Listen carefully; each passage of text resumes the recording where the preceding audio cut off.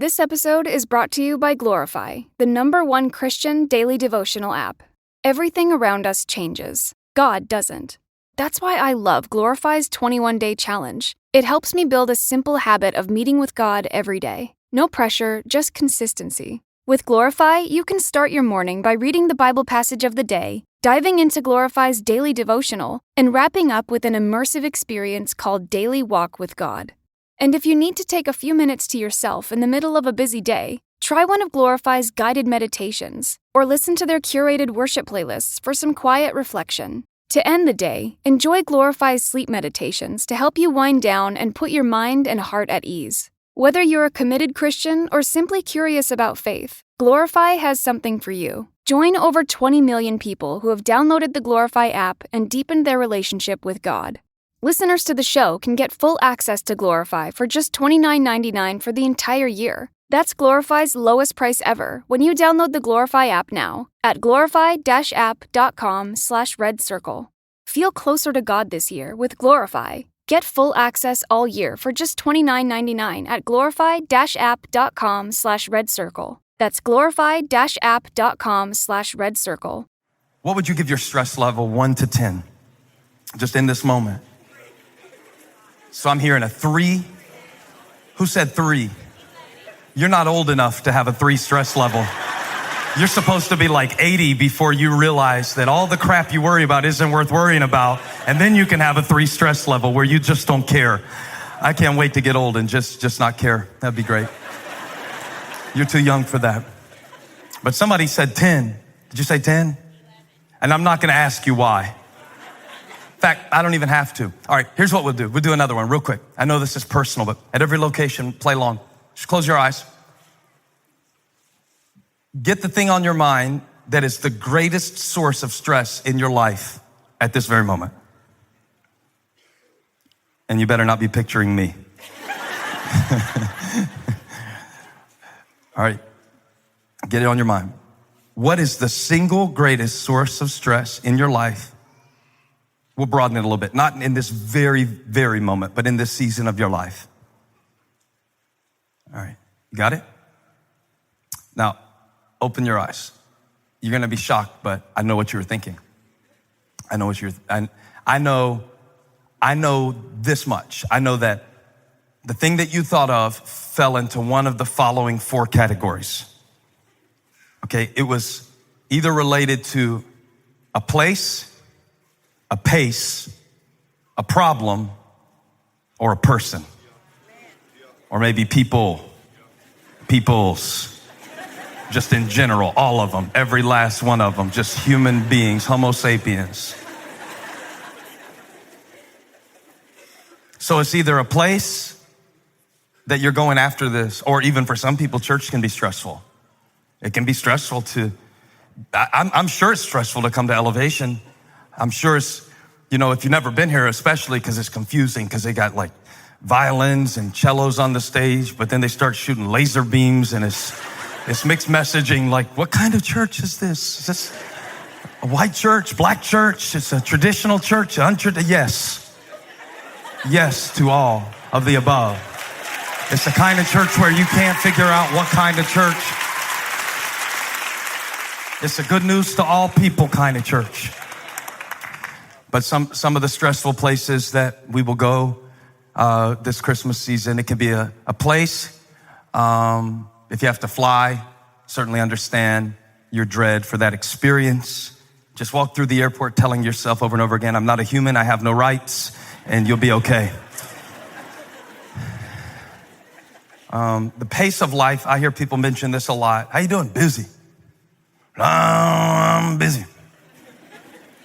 Busy. I'm busier than a one-armed wallpaper hanger.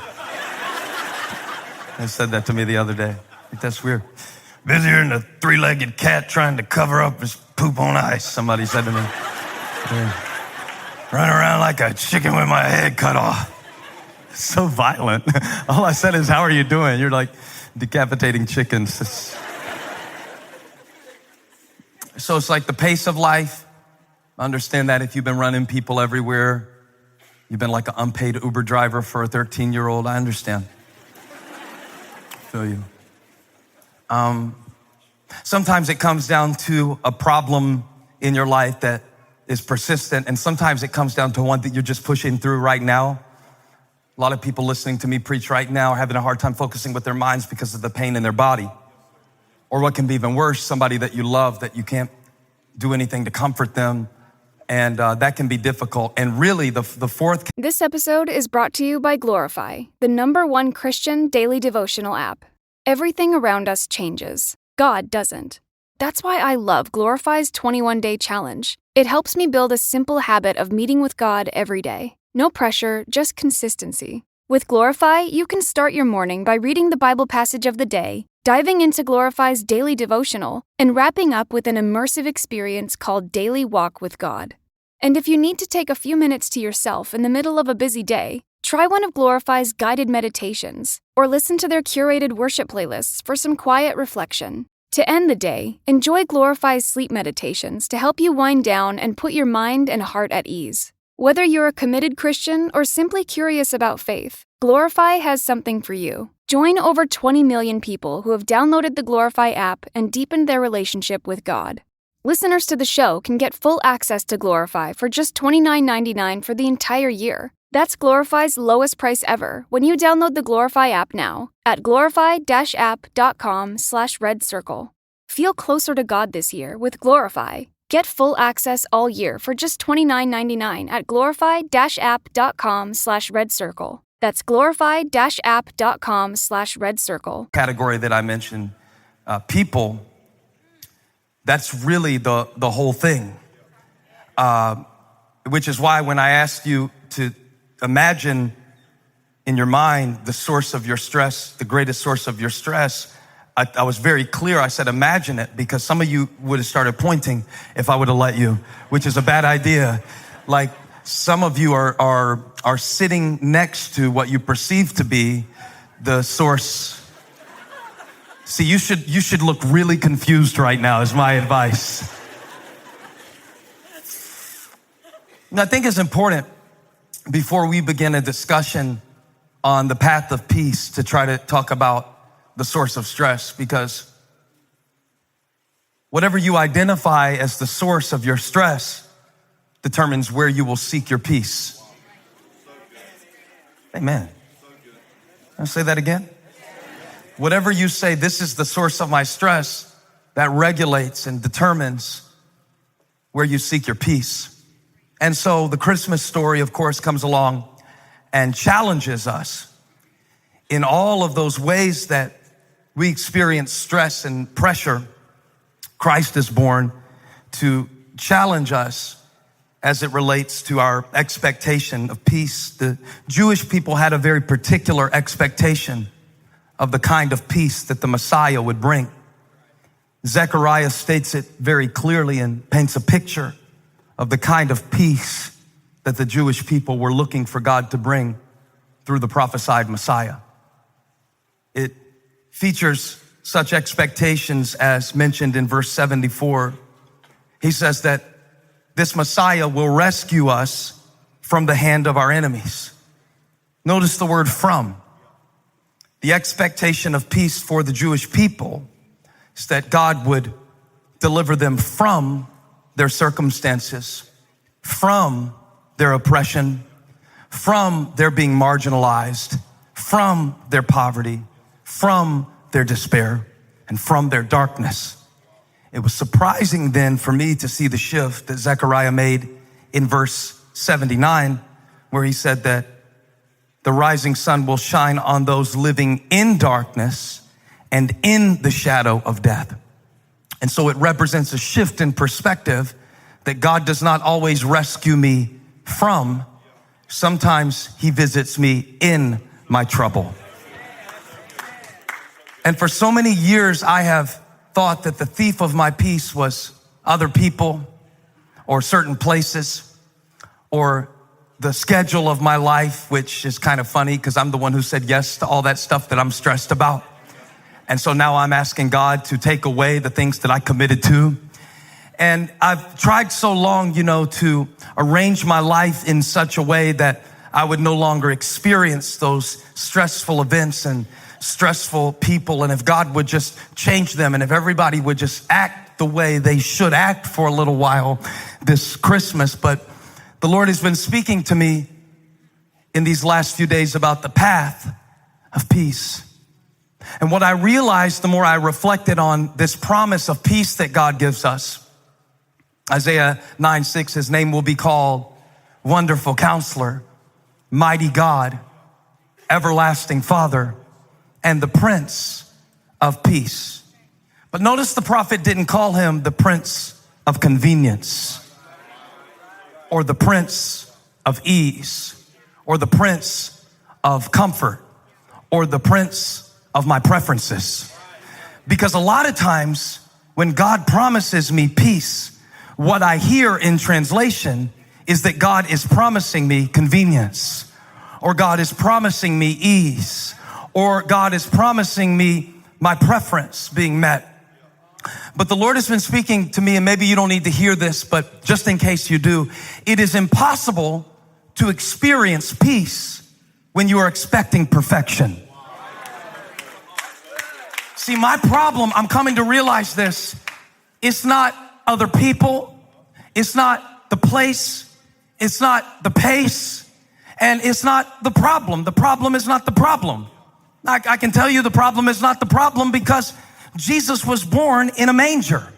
The angel appeared to shepherds. So the shepherds were the people that you would least expect the herald to make the announcement of the birth of the Son of God, and yet he showed up to the least likely people in an unlikely place.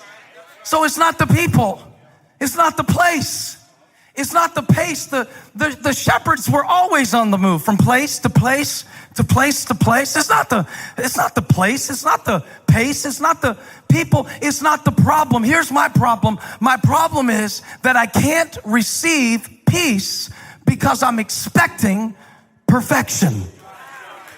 And the angel said, are y'all gonna help me preach, or it's just me today? I'll make it quick.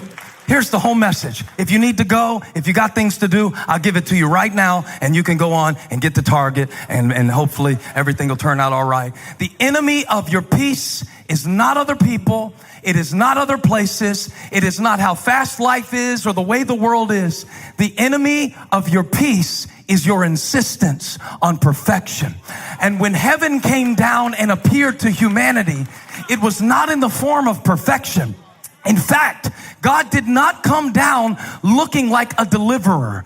He came down looking like a dependent. He came down as a baby. And so when the Prince of Peace came, he didn't come dressed in power.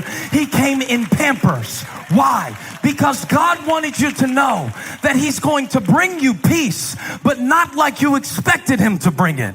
It's not going to look like you pictured it. It's not always going to fit your preferences. It's not always going to live up to your exact specifications of the performance of people. So if I'm going to live at peace, I've got to surrender my expectation of perfection.